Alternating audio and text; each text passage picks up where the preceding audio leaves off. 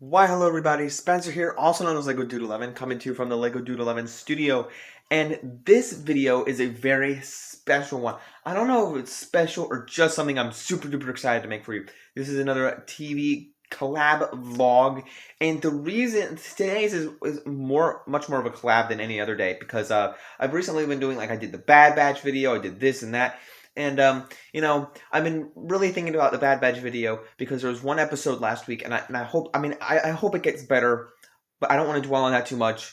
But man, was that something to talk about. But today's is a little bit more upbeat and very exciting because I have a collection of movies here that you may or may not be familiar with, and I wanted to take a little bit of time. This franchise or this studio has been around for a little while, over about a decade now, and I want to tell you about some of their movies and a couple ones I just watched this past week here. So let's get to it, guys.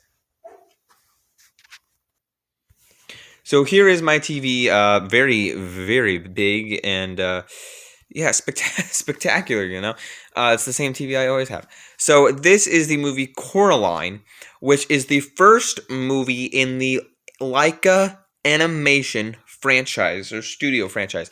So this movie actually got a 90 critic score, which I don't. This video is all about the Laika movies, and I have no. Whoops, that's one on the screensaver there. I have no disrespect. Like, I think that the scores are actually pretty accurate. Like, I like them a lot. I like these films. And then the audience scores is 74. We have down here Dakota Fanning playing Coraline Jones. Look at her. Look at Dakota Fanning. What a great person she is. And then we have Ian McShane. We have some great cast here. We have Keith David, who's been a voice in Rick and Morty, and I forget what else Keith David was in. I think he was in The Emperor's New Groove. Disney film. But yeah, Coraline is it's not a horror movie, but it's this kind of creepy, strange world, as it says right there in the description in this movie.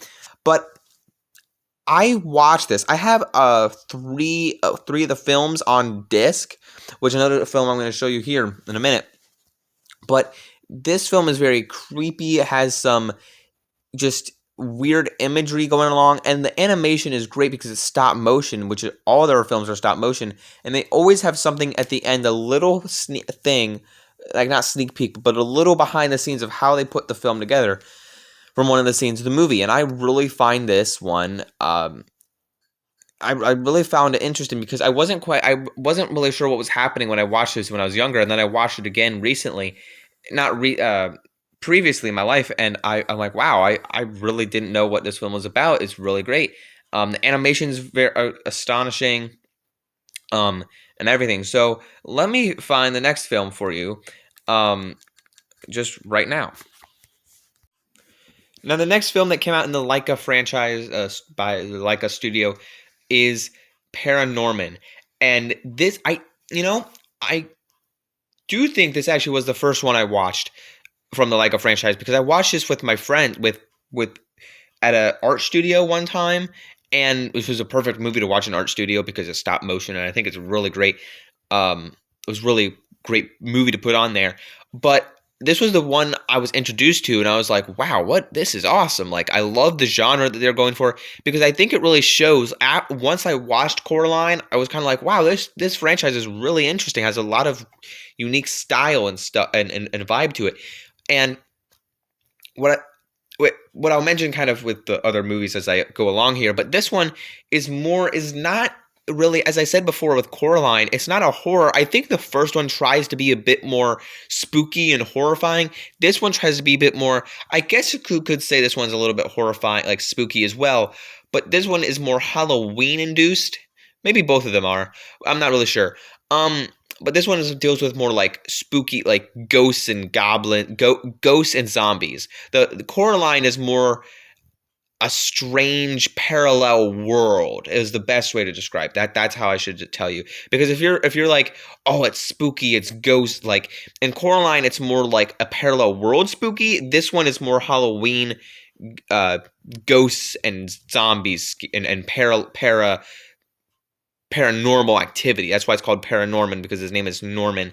And I really like the concept they got going. I think this one's probably my favorite, but we'll get into another one that I in a bit here. But again, I just love. I thought when when I first watched this movie and I was introduced to it, very great stuff, very great concept. So I'm going to go on to the next movie now. By the way, I forgot to mention that Paranorman did get an 89% critic score and 72% audience score. So yeah, it's good praise for the movie. There we go. Here's the next film in the Laika franchise, which is The Box Trolls. This one came out in 2014. The Paranorman came out in 2012. Coraline came out in 2009.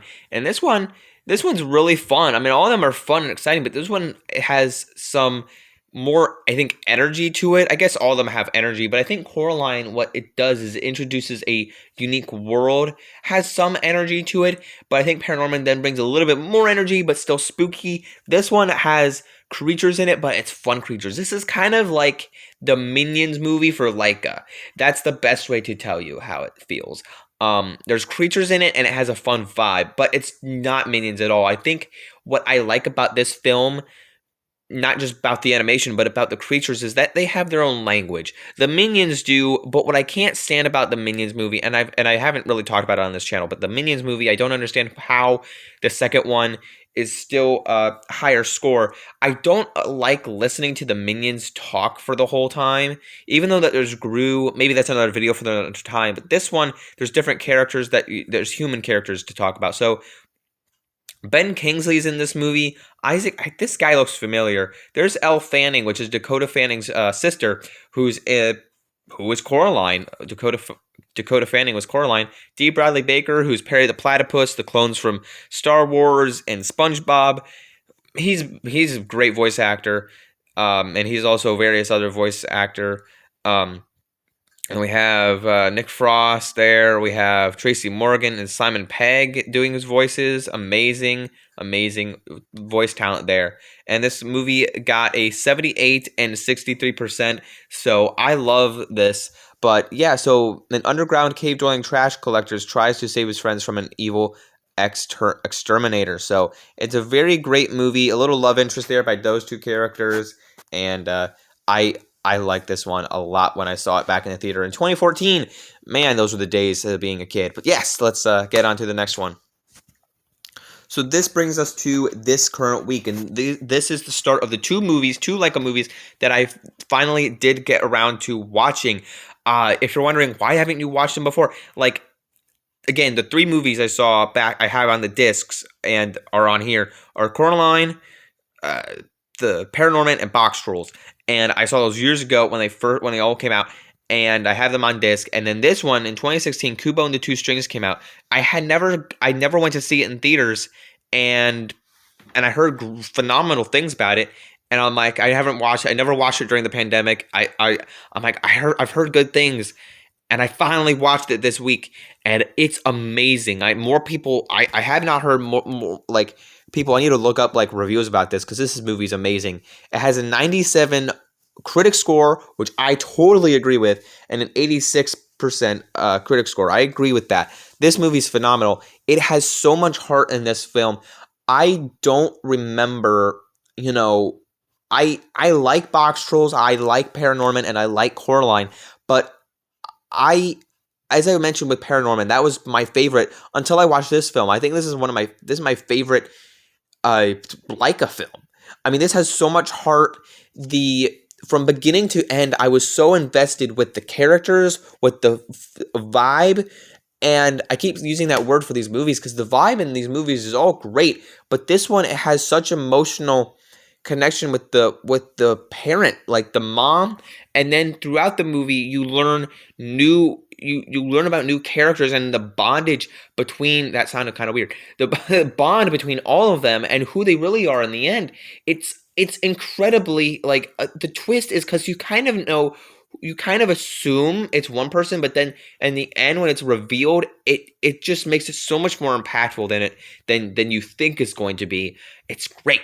The talent, the voice work in here, Charlize Theron is the mother, and I almost said Rabbit Bunny, as the monkey, is great. I forget who plays the Beetle guy. Kubo. Oh, Matthew McConaughey plays Beetle. Oh, amazing. Whoever plays Kubo here, Art Pattinson, is great job there.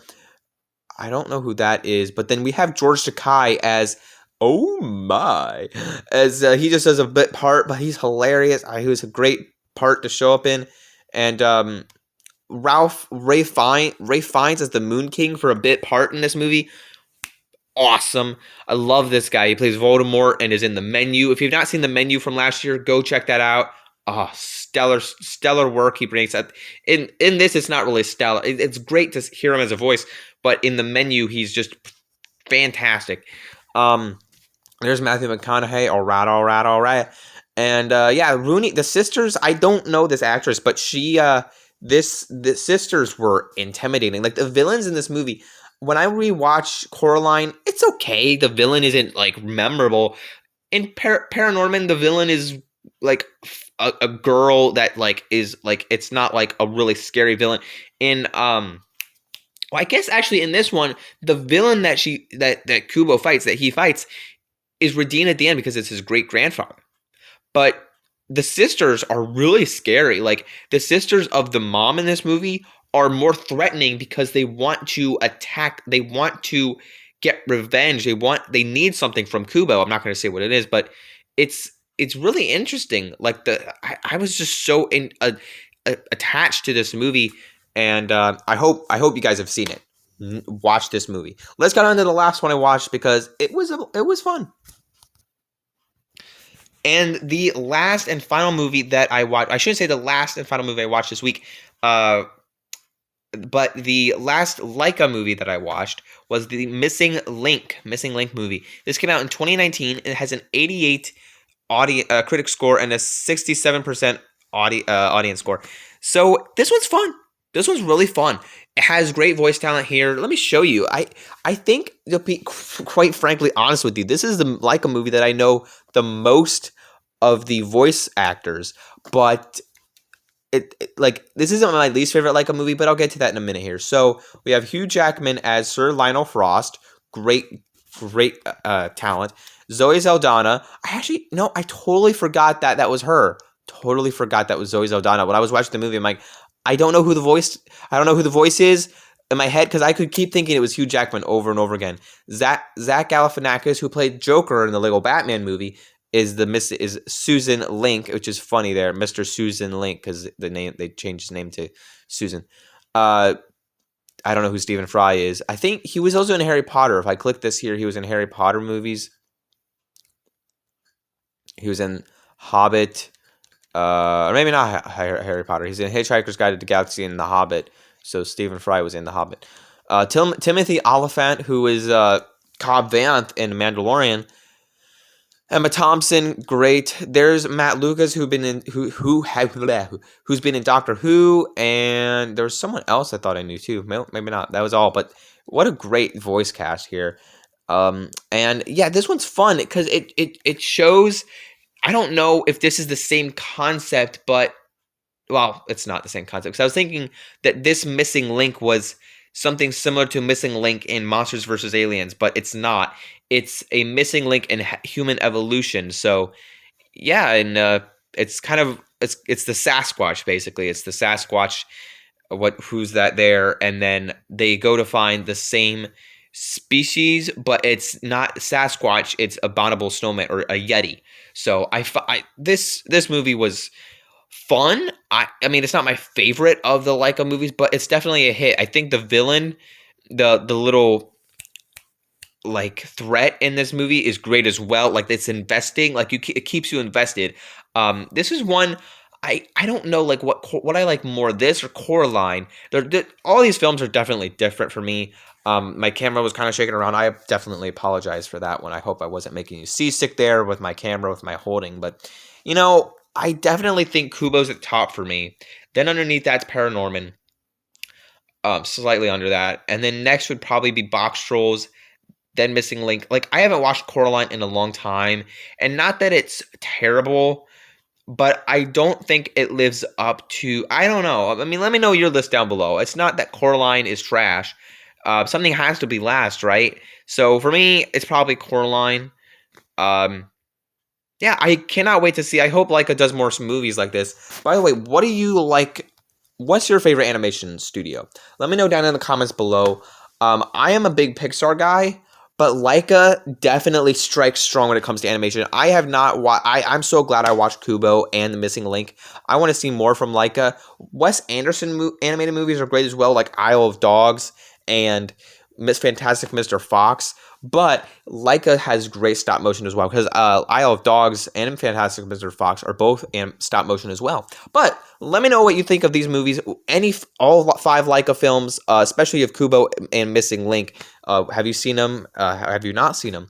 And if not, watch them. Watch any of these movies and let me know what you. Stay tuned for more videos in the future. I don't know what I was even going to ask. Stay tuned. Tell me what you think of these movies down in the comments section below. That's what I kind of want to say. And don't forget to leave a like, subscribe, follow me at Master. Links down below to Instagram. And as always, don't forget to keep calm and play let go. Peace out. Bye, everyone.